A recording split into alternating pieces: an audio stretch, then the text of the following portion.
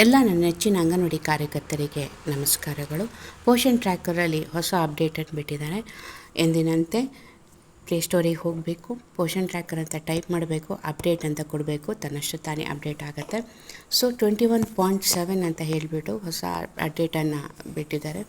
ಅದರಲ್ಲಿ ಕೆಲವೊಂದು KYC beneficiary ಅದನ್ನು ತೆಗೆದಾಕಿದ್ದಾರೆ. ಬೇರೆ ಜೊತೆಗೆ ಒಂದು ಮರ್ಜ್ ಮಾಡಿದ್ದಾರೆ, ಅಂದರೆ ಅದರ ಜೊತೆಗೆ ಇಂಟ್ರಡ್ಯೂಸ್ ಮಾಡಿದ್ದಾರೆ. Face recognition and KYC flow has been merged. Face ರೆಕಗ್ನಿಷನ್ನು ಮತ್ತು KYC ಎರಡೂ ಮರ್ಜ್ ಮಾಡಿದ್ದಾರೆ.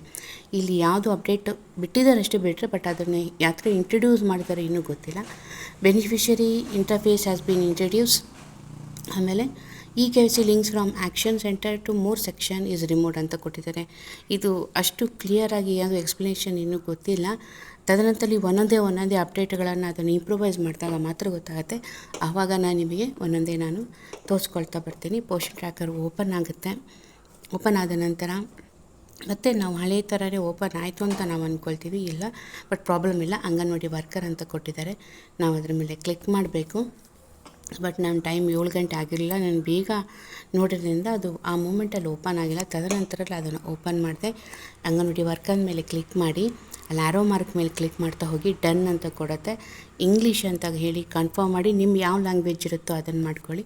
ನಿಮ್ಮ ಫೋನ್ ನಂಬರು ಹಾಗೆ MIPIN ನಂಬರ್ನ ಹೊಡೀರಿ. ನನ್ನ ಚಾನಲ್ನ ಸಬ್ಸ್ಕ್ರೈಬ್ ಮಾಡಿ, ಲೈಕ್ ಮಾಡಿ, ಶೇರ್ ಮಾಡಿ, ಹಾಗೂ ಹೆಚ್ಚಿನ ಇದರಲ್ಲಿ ಶೇರ್ ಮಾಡಿ. ಜಾಸ್ತಿ ಸಬ್ಸ್ಕ್ರೈಬ್ ಮಾಡಿ, ನನಗೆ ಇನ್ನೂ ಉತ್ತೇಜನ ಸಿಗುತ್ತೆ.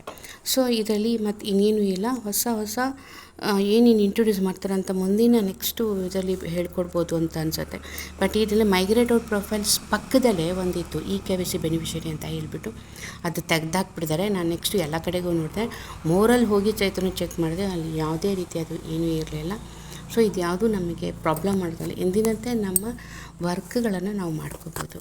ಧನ್ಯವಾದಗಳು ಫ್ರೆಂಡ್ಸ್, ಮತ್ತೆ ಸಿಗೋಣ.